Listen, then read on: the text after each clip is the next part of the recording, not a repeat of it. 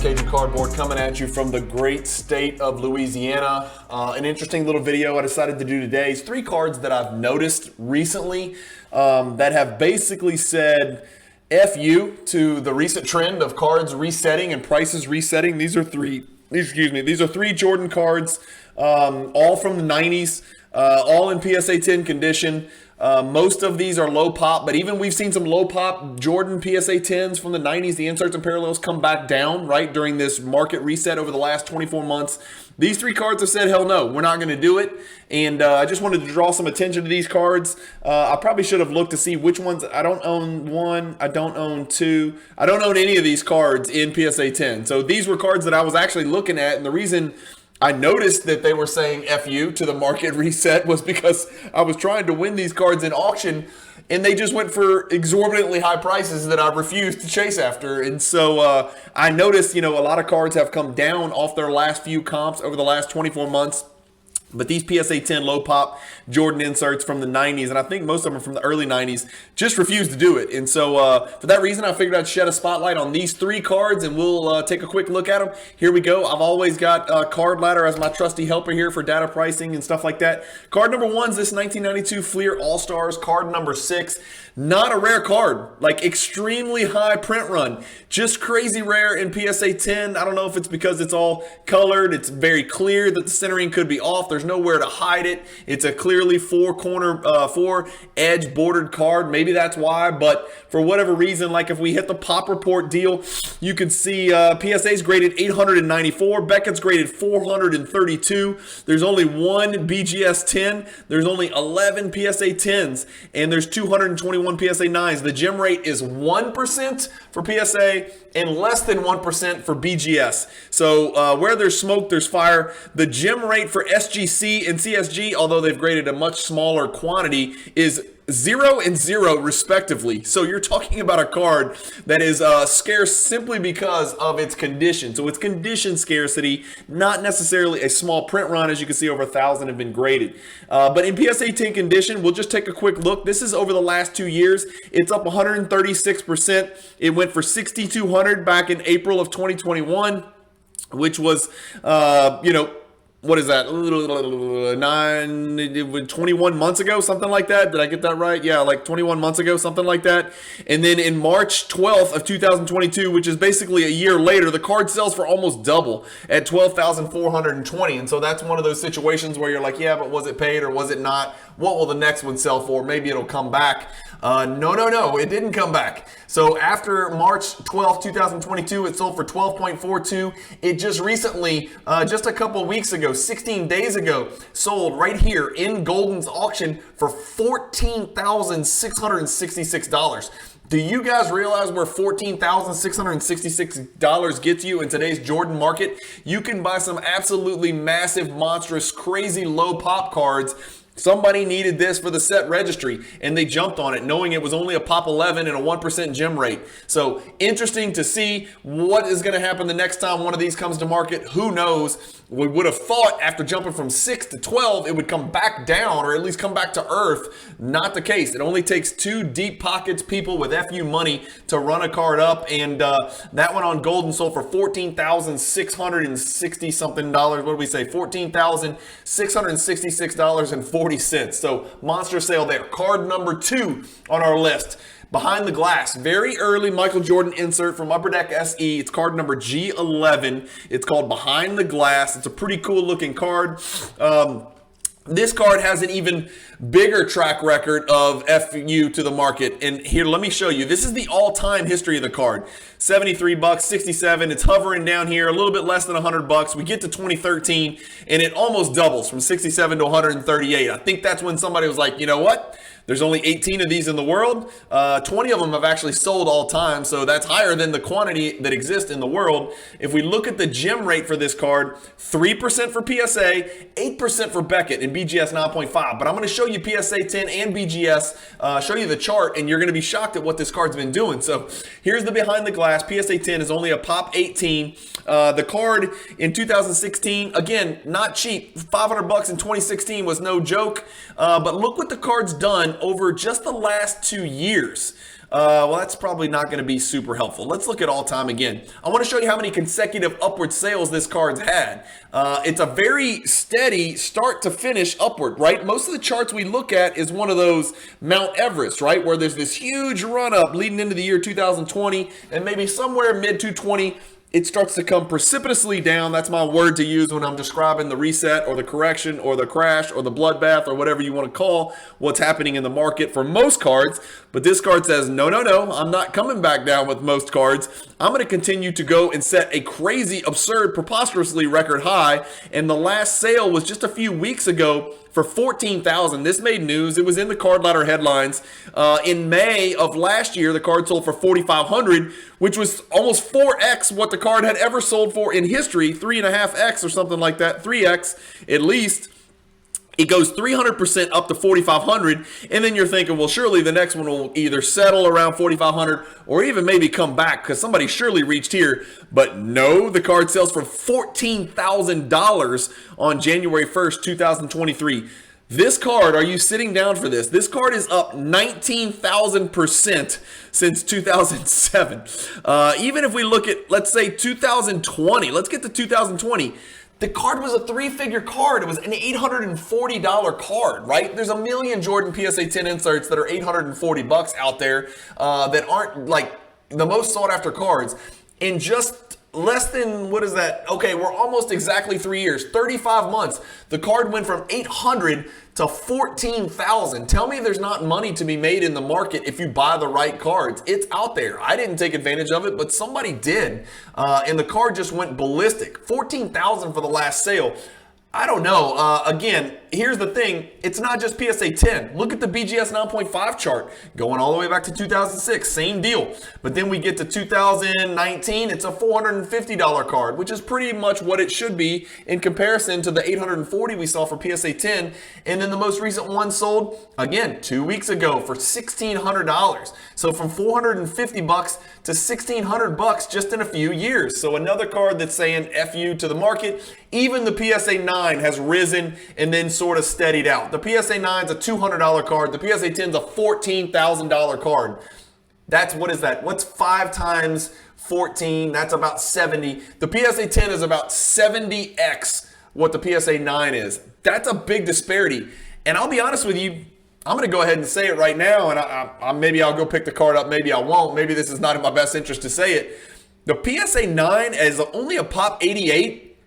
201 seems too cheap. I think if the PSA 10's 14,000, the PSA 9, again, when it's 14,000, you leave 99.99% of the market out. Nobody's going to buy a $14,000 behind the glass PSA 10 card. Maybe not, somebody is obviously because it happens, but 99.99% of us aren't going to do that. I'm not going to spend $14,000 on that card, which means what? If you want to put this card in your collection, you got two options in high grade. BGS 9.5, which is now a $1,600 card, or a PSA 9, which is a $200 card. 200 seems too cheap to me. I'll be quite honest with you. If the PSA 10's 14,000, the PSA 9 should be 1,000. It should be 14x. It shouldn't be 70x. So it seems like there's a gap there. Again, I'm not giving investment advice. I ain't going to buy the card in PSA 9 right away or anything like that. If I was, I wouldn't tell you guys, or I would have already bought it. But I'm pretty transparent. I don't own the card in any grade. I would love to pick up a BGS 9.5 for $1,600 or even $2,000, considering the PSA 10 is $14,000. That just seems ludicrous to me. But anyway, third card, and this one we're going to look at in a little bit more detail. Third card is a card. I was making a run at it in the most recent, I think it was PWCC Weekly Auction, maybe it was on eBay. I can't remember. We'll look together. This Stadium Club Special Forces, but here's the deal. Let me show you. There's this. Let's pull up the pop report because this is the easiest way. So here's what the card looks like, right? It's a 1996 Stadium Club Special Forces, card number SF4.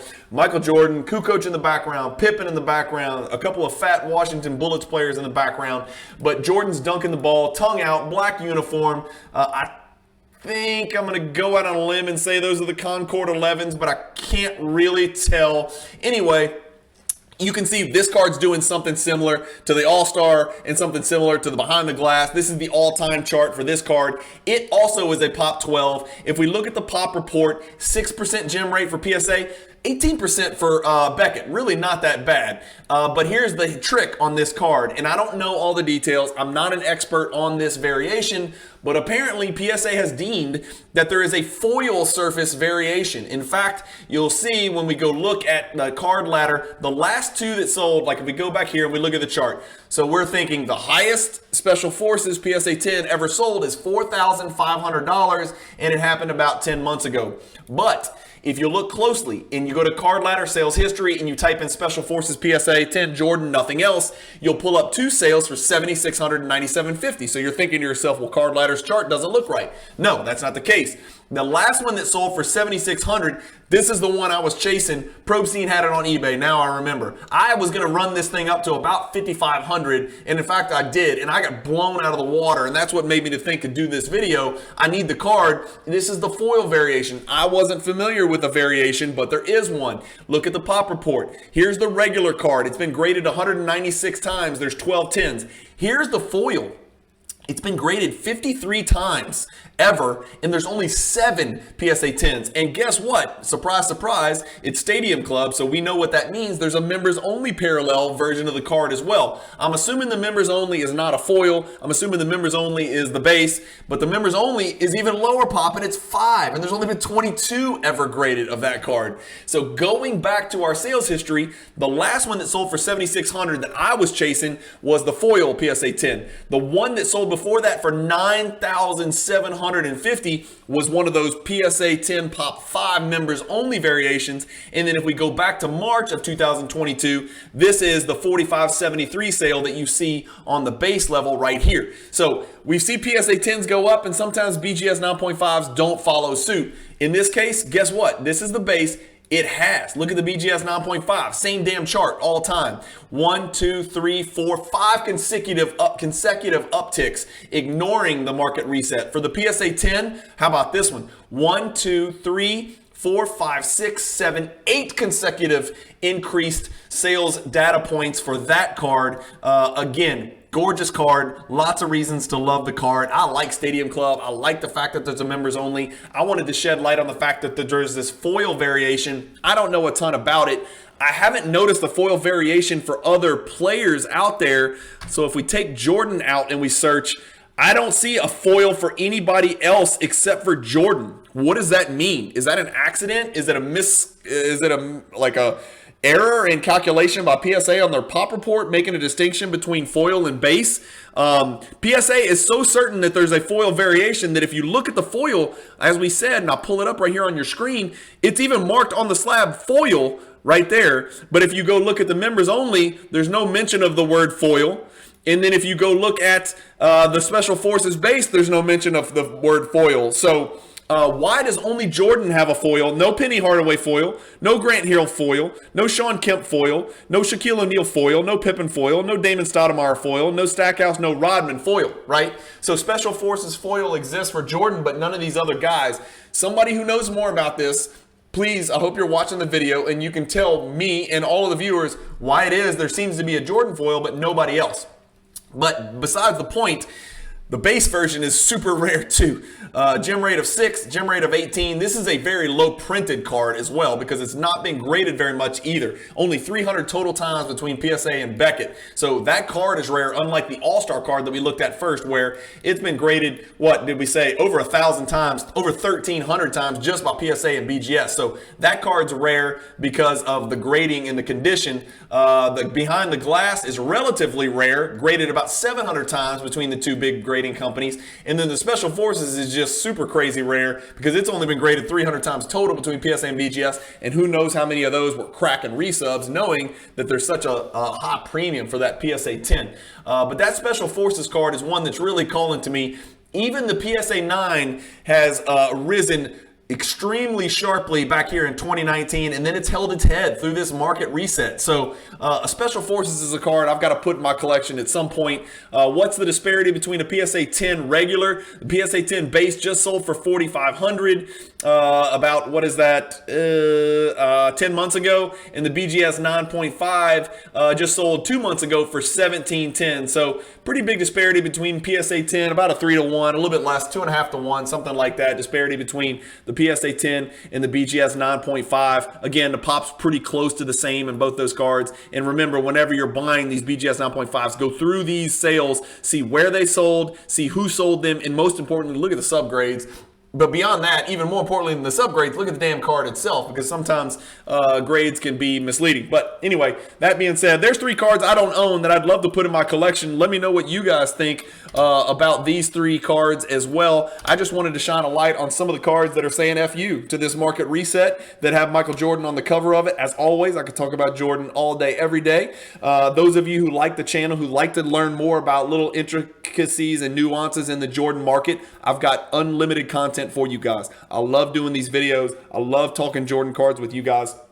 I love making little baby steps in my collection, adding pieces here and there. And these are 3 cards that are super rare, especially super valuable and high grade, where you're going to have to make a decision. Do I want the card in a 10? Do I need it in 9.5? Am I okay with the PSA 9? The cards look to be running in the middle of a bloodbath market. And so if they're running in a market like this, who knows where the damn things are going to go whenever we do finally get this carousel to stop and this roller coaster balances out and we hit the floor and cards start to pump up again. They will go up again at some point. We know they will. We just don't know where the floor is. But these cards have said, what floor? I don't give a damn. I'm off to the races. So let me know what you guys think about these cards. Thanks for watching. Hit the subscribe button if you haven't already. Jordan content for days. If you want to go watch Jordan for the next 500 hours, you can go on my playlist and hit Jordan content. And there's probably literally 500 hours of content on there, because I talk really fast and I talk a lot, and I talk about Jordan cards more than anything else. And I've got Jordan content playlists where if you're Jordan only and you want to go see that, go click the playlist. And I've got other playlists for soccer. I've got other playlists for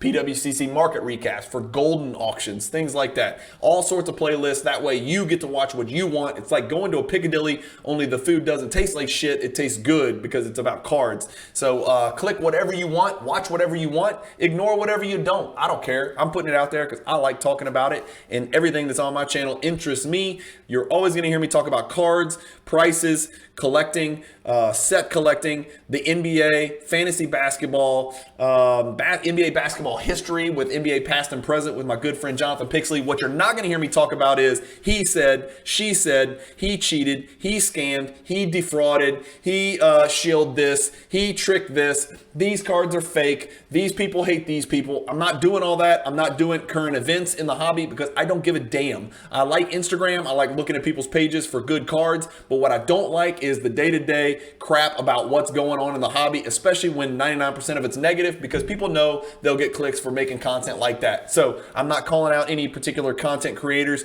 That's just not what I do. That's just not what you're going to find here. I try to keep everything as positive as you can in a market where cards are going down, right? And again, never investment advice. I don't own these cards. I'd like to own them. I wish I owned them in 2019 because I'd be sitting really pretty today, but I don't. They may have run too much for me to touch. I don't ever advise anybody to go out there and snatch cards that have just gone up, 70x or whatever we saw, 20,000% for some of these cards. I would probably not advise that. I'm not doing it myself, but it is fun to look at these cards and to always look at the history of some of these cards and maybe, I guess ponder why these cards? Why have these cards gone up when a Beam Team base PSA 10's gone down? When a Scoring Kings Pop 100 iconic Jordan insert has come crashing down, like literally 50% down in the market, and some of these cards are up 20,000% over the last 15 years. It's mind-boggling to think about, and sometimes there's no rhyme or reason, and sometimes supply and demand is not the answer. People like to say, well, it's supply and demand. Well, that's not really an answer to a question. That's just you spitting out and regurgitating something you've heard famous economists say over time. Well, it's supply and demand. Well, it's not supply and demand. You got to understand, well, the supply is a known quantity, but the demand is not. And so the question is, well, why the demand? That's really the question. So saying it's supply and demand, yeah, obviously it is. But the real question is, why is there so much demand? That's what drives the price up. We know what the supply is. We don't know what the demand is. But anyway, that's kind of part of the fun of the hobby, is trying to find the next one. Maybe there's another Jordan card out there that you guys know about that you think is going to do something just like what these 3 cards do. And that's what makes the investing side of it fun in the Jordan market. The collecting side is going to be fun if all these cards go to the toilet. I don't care, because I love collecting Jordan cards. And I know a lot of you guys that watch the channel love collecting Jordan cards as well. well. I do talk about investment stuff from time to time because that part of it fascinates me as well. It can be both. You can be an investor and a collector. And there's many Jordan inserts where I've bought multiple copies from the investor side, but there's Jordan inserts where I've bought PSA 8s or even PSA 6s just because I'm a collector and I want to put the card in my collection. And it's okay to go either way. And the hobby needs both types. And most of us, if we're honest and look in the mirror, we're some hybrid of investor and collector together. Anyway, thank you guys for watching as always. Keep collecting, stay positive in the hobby, and peace.